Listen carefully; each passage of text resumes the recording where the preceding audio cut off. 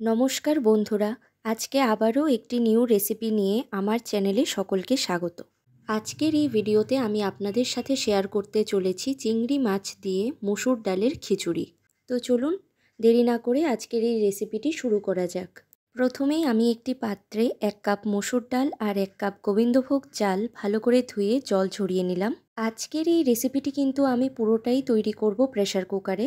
আপনারা চাইলে কড়াইতে বা হাঁড়িতেও তৈরি করতে পারেন। হাতে যদি সময় খুব কম থাকে তাহলে আপনারা প্রেসার কুকারেই রান্নাটা তৈরি করে নিতে পারেন, তাহলে খুব তাড়াতাড়ি আর খুব সহজেই রান্নাটি তৈরি হয়ে যাবে। এখন আমি প্রেসার কুকারে ধুয়ে রাখা চাল আর ডাল দিয়ে দিলাম, তারপর পরিমাণ মতো জল অ্যাড করে দিলাম।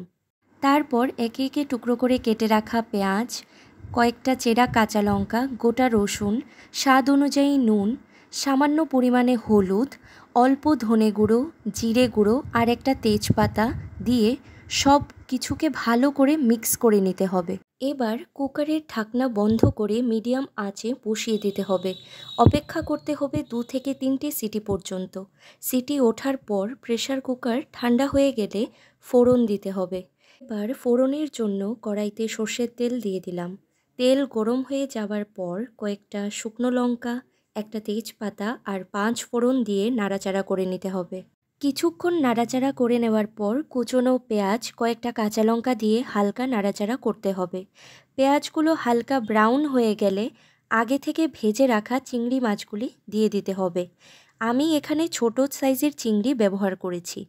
ভালো করে ফোড়নটা চিংড়ির সাথে মেশানো হয়ে গেলে কুকারে রাখা খিচুড়িতে ফোড়ন দিয়ে দিতে হবে।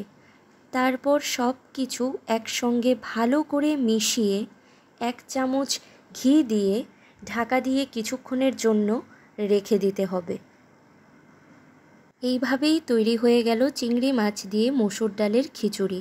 এবার ঢাকা খুলে গরম গরম পরিবেশন করুন আলু ভাজা কিংবা ডিমের অমলেটের সাথে। আজকের এই রেসিপিটি আপনাদের কেমন লাগলো অবশ্যই জানাবেন। ভিডিওটি ভালো লাগলে কিন্তু অবশ্যই পেজটাকে ফলো করতে ভুলবেন না।